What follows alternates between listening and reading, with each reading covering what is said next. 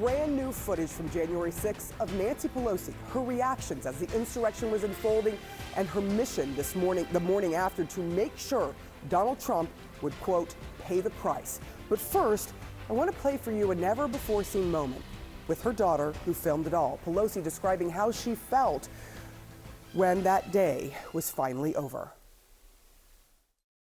You're done with Donald Trump. How does it feel? I just feel sick at what he did to the Capitol and to the country today.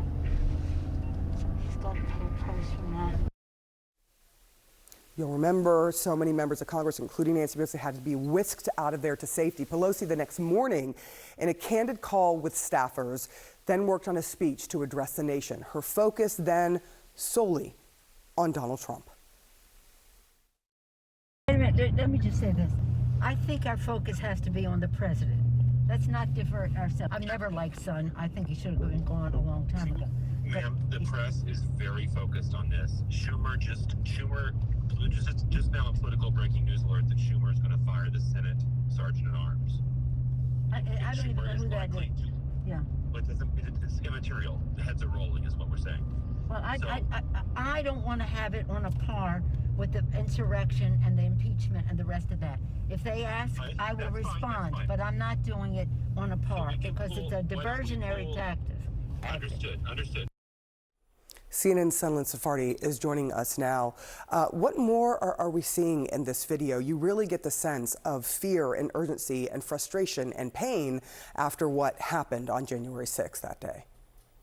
Yeah, that's absolutely right, Sarah. This video really does a good job of capturing the emotion, the chaos, and the real-time reaction of many lawmakers, including Speaker of the House, then Speaker of the House Nancy Pelosi, as the Capitol was under attack. And one of the most striking moments, I thought, was this video where she's rushed through the halls of Congress. You see her walking quickly, escorted by her security staff. She is also accompanied by senior staff there, and she's lamenting, where's the National Guard? Why weren't we more prepared for this level of violence as it is unfolding around her in the Capitol? And you can just sense her anger and her frustration. Here she is speaking to her chief of staff. We have responsibility, Terry. We did not have any accountability for what was going on there, and we should have.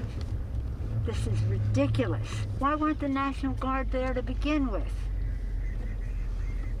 They thought that they had sufficient resources. No, there's not a question of how they had been. They don't know.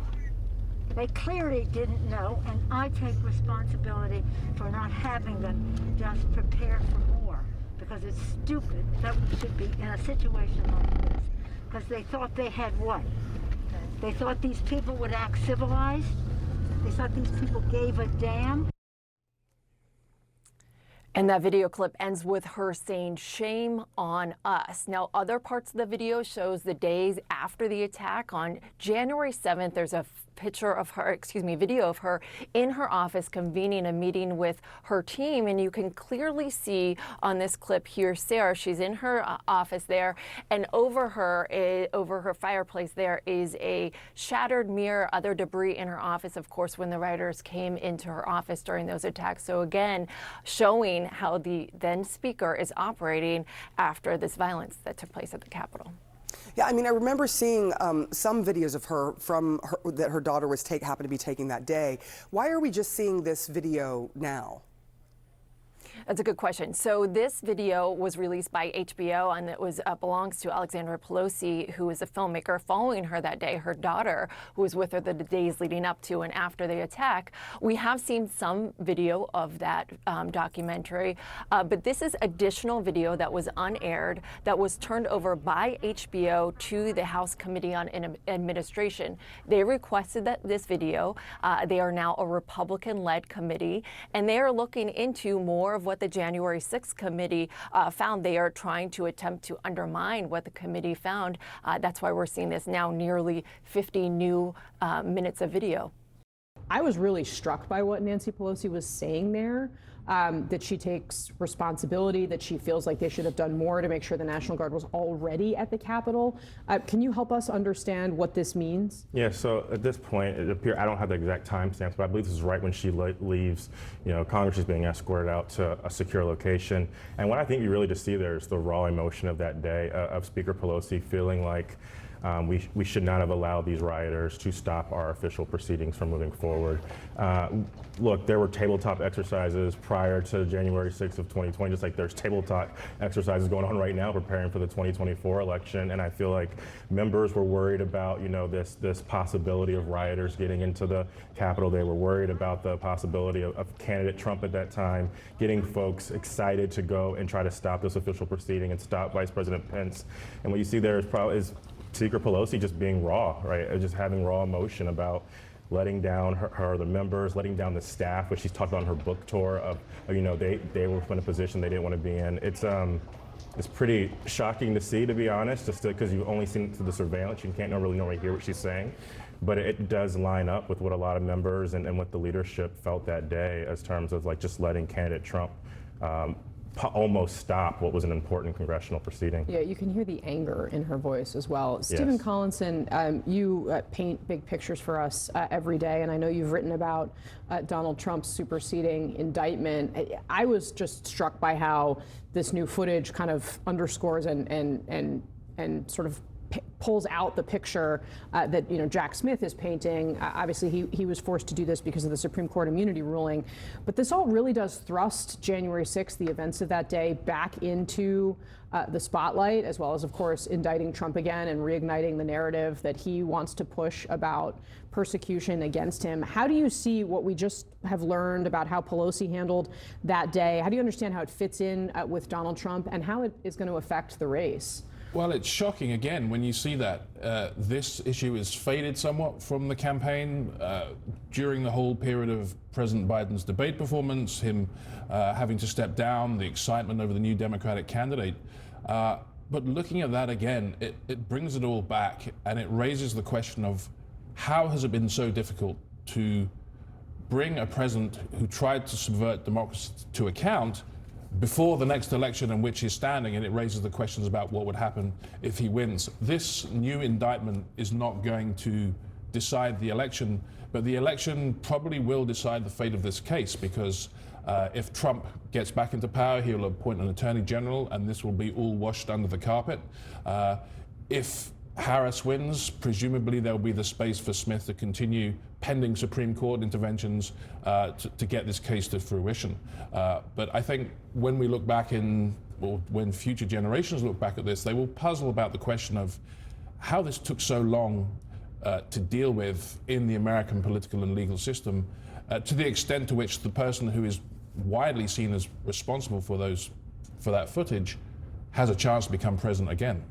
Right. Well, and this is, of course, something that the Trump team is trying to bring into this conversation. Matt Gorman and Brad, I'd welcome you to weigh in on this as well, because this is just outside the 60-day window that is the unofficial Department of Justice policy in terms of bringing an indictment or announcing investigations into political candidates. It's not written down, but we know from the DOJ Inspector General's report this is kind of a rule that they try to follow. Obviously, it was in focus in 2016 when we were dealing with Hillary Clinton, Jim Comey, and her emails.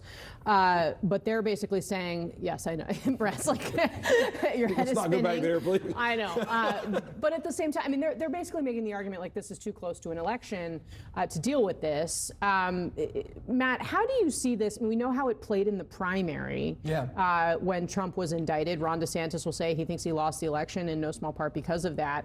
But now we're in a final sprint of a general election that has been historically unprecedented. How does this fit in with all of it? Yeah, look, I'll leave the legal kind of machinations to the smarter people on the other side of the table. I think from politically, I think the Harris campaign has a choice to make, right? They've had a decent job these last 6 weeks kind of messaging joy and a lot of these other things. This is not joy. No, but hold on. This is the opposite. I mean, I just mean like January 6th, right? This story, this is not a joyous story. No, it's not. No, it's not. But when she first took over the ticket, there was talk about the paradigm of the prosecutor versus the felon, that sort of dichotomy. Does she go back after that? I think it's a discussion her team would want to have, because if Joy's been working, what you've been doing has been working, just like we've been talking about with not doing interviews. If what you has been working, there's a hard case to make to go off that. So I think in spite of all of kind of the news of late, if what's been working has been working, keep going. Yeah, Brad? Well, first of all, the delay here is Donald Trump's, right? I mean, he was the one in court trying to delay the case. I think one thing we learned is that, is that maybe he didn't get as much out of the Supreme Court ruling as he thought, because these four charges have been maintained in the superseding indictment. So we'll see. Look, the American people saw what happened. They're seeing this footage of Pelosi for the first time. The judgment here is going to have to be made at the ballot box. And look, for all my Democratic friends, this race is close. Joy is not going to do it all together. It's not.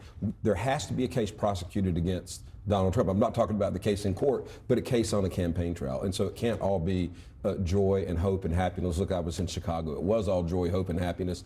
But we got to prosecute a case against Donald Trump. January 6th is part of it.